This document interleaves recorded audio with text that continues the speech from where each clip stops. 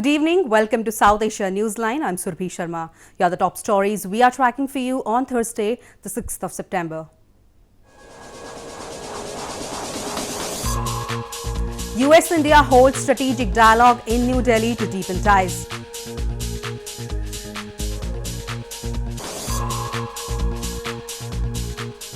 India's top court decriminalizes gay sex in landmark ruling.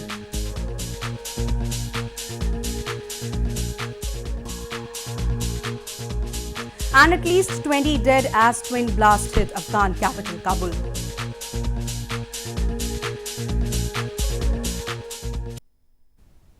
And now for all the details, US Secretary of State Mike Pompeo and Defense Secretary Jim Mattis met their Indian counterparts Sushma Swaraj and Nirmala Sitharaman in New Delhi for the crucial 2+2 dialogue on Thursday. Both the sides signed a strategic military communications pact and decided to plan more joint military exercises.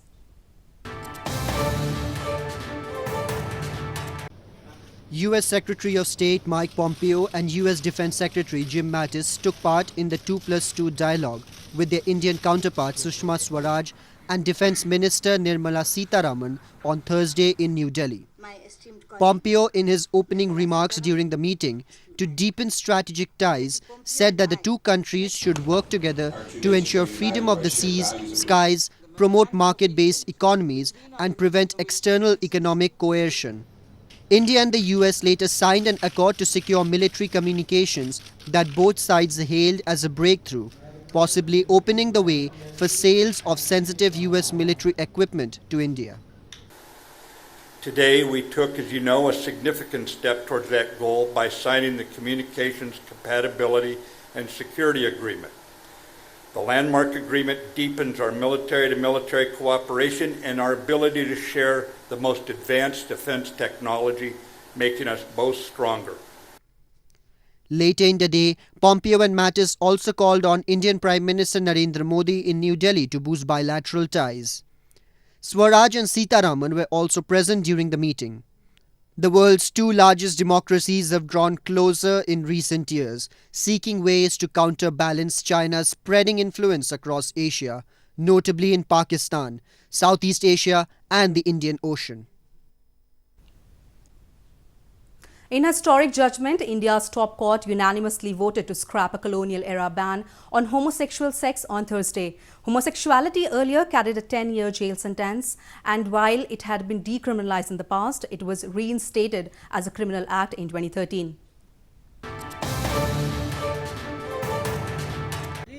India's Supreme Court on Thursday scrapped a colonial-era ban on gay sex in a landmark judgment. A 5-judge bench of the top court gave a unanimous decision of overturning the ban. Gay sex is considered taboo by many in India, and it was reinstated as a criminal offence in 2013 after 4 years of decriminalization. Earlier, it was punishable by up to 10 years in jail. The Chief Justice of India, Deepak Mishra, in the historic judgment stated that any consensual sexual relationship between two consenting adults, homosexuals, heterosexuals or lesbians, cannot be said to be unconstitutional. The Supreme Court has given its decision today that Section 377 has been held to be unconstitutional if two consenting adults have sex in private. Whatever type of sex is not the business of the state. Activists and people belonging to the lesbian, gay, bisexual and transgender or LGBT community across the country welcomed the decision as they waited for this judgment since a long time. Many called it as a first step towards equality in society and that matters like same-sex marriage might also be taken up in near future. The law known as Section 377 had prohibited carnal intercourse against the order of nature with any man, woman or animal, which was widely interpreted to refer to homosexual sex. In news from Pakistan, Pakistan's foreign minister expressed hope after meeting with US Secretary of State in Islamabad on Wednesday and said it was a good way to move forward. Qureshi said the relations were strained for about a year, but Wednesday's meeting had created an atmosphere of resetting them. Pakistan's Foreign Minister Shah Mahmood Qureshi said on Wednesday that a reset of relations with the United States was a good way to move forward for both countries. Holding a news briefing at the Foreign Ministry in Islamabad, where he received US Secretary of State Michael Pompeo, Qureshi said the relations were strained and stalled for about a year, but Wednesday's meeting had created an atmosphere of resetting the relations. मैंने जो वाज़े चीज़ महसूस की वो ये थी, और जो पॉजिटिव है कि आज की नशिस्त ने इस बायलैटरल रिलेशनशिप को रीसेट करने का माहौल बना दिया है, और जो तातुल था वो टूट गया है, और ये एक अच्छी पेशरफ्त है. Pompeo's visit, along with the US chairman of Joint Chiefs of Staff, was the first high-level US mission to the newly formed government in Pakistan. After meeting Qureshi, Pompeo also met with the newly elected Pakistani Prime Minister Imran Khan. It aimed to smooth over tensions after President Donald Trump took a tough new line towards Pakistan over long-standing accusations that it is not doing enough to root out Afghan Taliban fighters on its territory. Moving on, prominent Muhajir leader and Muttahida Qawmi Movement founder Altaf Hussain in a recent statement said that Balochistan was never a part of Pakistan and was occupied illegally by the Pakistan military establishment. He also highlighted that Pakistani security forces operate with impunity in the region.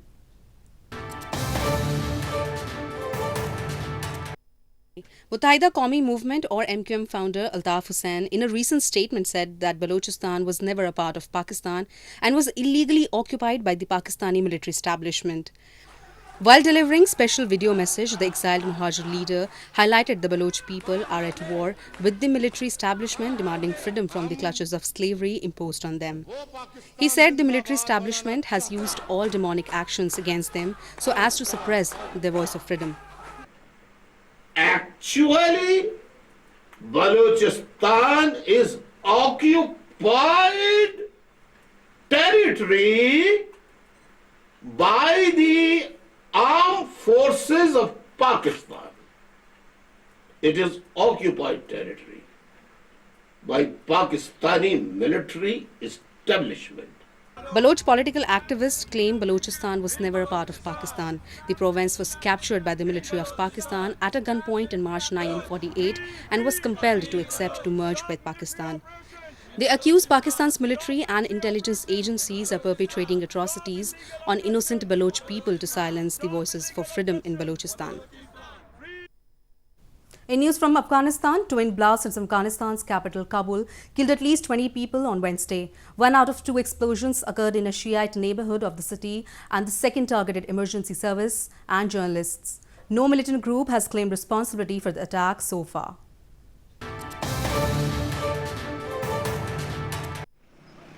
A suicide attack at a wrestling club in the Shiite neighborhood of Afghan capital Kabul and a second explosion apparently targeting emergency services and journalists killed at least 20 people and wounded 70 on Wednesday. There was no immediate claim of responsibility for the attack in Dasht-e-Barchi, home to many members of the mainly Shiite Muslim Hazara ethnic minority, which has been targeted in the past by Sunni militants of Islamic State. Last month, dozens of students preparing for university entrance examination were also killed at an educational center in the area.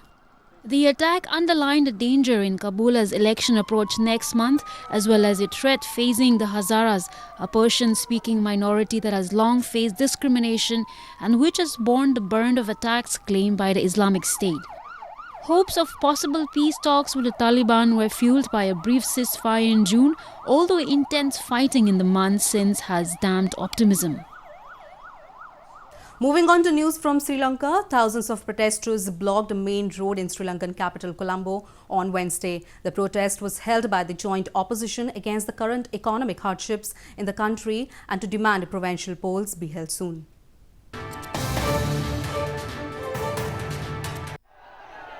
A main road in Sri Lankan capital Colombo was blocked by thousands of opposition demonstrators led by former President Mahinda Rajapaksa on Wednesday in protest over economic hardship and the delaying of provincial polls.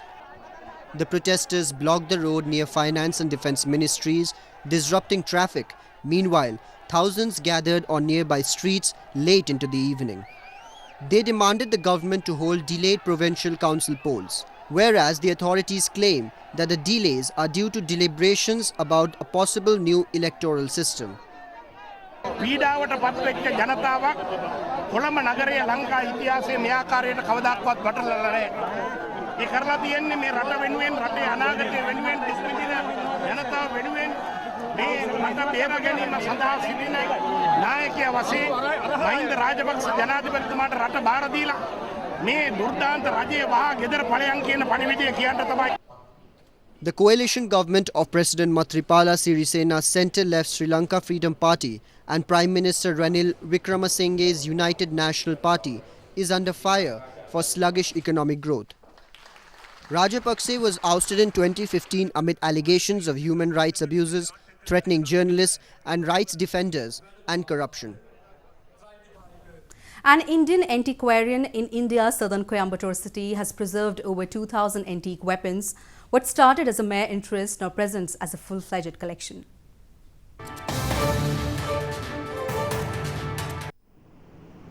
An antique weapon collector, Jayesh Kumar Pandya, in India's southern Tamil Nadu province, boasts of a unique collection of ancient coins and weapons made from rocks, stones and iron items dating back to the era of Indus civilization. Pandyan collected these items over a period of years from various parts of the country and currently owns 50 different weapon varieties and 2,000 odd weapons, most of which are as old as 500 years old. The weapons include swords, shields and a lot of other antique weapons that display lifestyle and weapons people relied upon 500 years ago. நம்ம preserve பண்ணி வைக்கணும். ஏன்னா அது வந்து காலத்தால் சீக்கிரம் அழிஞ்சிரும் அப்படிங்கிறதுனால அதை வந்து நம்ம சேகரிக்கணும் அப்படின்னு நான் நினச்சி அதை ஒரு 12 வருஷமாக சேகரிச்சுட்டு வரேன். அதில் பார்த்திங்கன்னா மெயின் வந்து பார்த்திங்கன்னா எங்கிட்ட இருக்கிறது வந்து கிட்டத்தட்ட ஒரு 50 வெரைட்டிஸ் ஆஃப் வெப்பன்ஸ் நான் வச்சுருக்கேன். அந்த ஃப்ரம் ஒரு 500 வருஷம் பழமையான விஷயங்கள் நிறைய விஷயங்கள் நான் சேகரிச்சிருக்கேன். அதில் பார்த்திங்கன்னா சங்கம் பீரியடு, விஜயநகரம் பீரியடு, நம்ம Tipu Sultan period. What started as an interest has now turned into a full-fledged hobby for Pandyan, who hopes to open a museum one day where he can showcase his collection to the youth of the country. A 700-year-old temple in India's northern Amritsar city is visited by scores of devotees daily. The temple, which is dedicated to Hindu goddess Shitala, who is also believed to be an incarnation of goddess Durga, is one of the oldest temples and a focal point of faith for Hindus.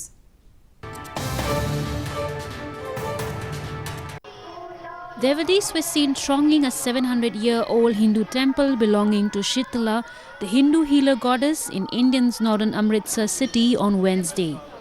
The temple dedicated to the goddess Shitala, who is believed to be an incarnation of Hindu goddess Durga, is one of the oldest temples and is a focal point of faith for Hindus. The goddess is believed to cure many diseases, especially poxes and sores. The temple, popularly known as Sri Durgyana Mandir, got its name from goddess Durga. Punjab के इतिहास में अगर हम देखते हैं तो ये दुर्गाना तीर्थ का सबसे प्राचीन इतिहास है और प्रत्यक्ष रूप में आप अगर देखें तो इस प्रकार के प्रमाण और साक्ष्य यहाँ मौजूद हैं कि जो शीतला माता जी का जो मंदिर है वो 700 वर्ष प्राचीन है. The temple sees a continuous flow of devotees throughout the day from various parts of the country. The temple houses other deities as well as including Sri Lakshmi Narayan, the Hindu preserver god Vishnu and his consort Lakshmi. More than 80% of India's 1.27 billion people identify themselves as Hindus. Well, that's all we have for you from South Asia this evening. Now our viewers can watch the show on southasianewsline.com. You can also visit us on facebook.com/SAsiaNewsline and follow us on Twitter @SAsiaNewsline. That's all in tonight's edition. We will see you same time tomorrow. Good night.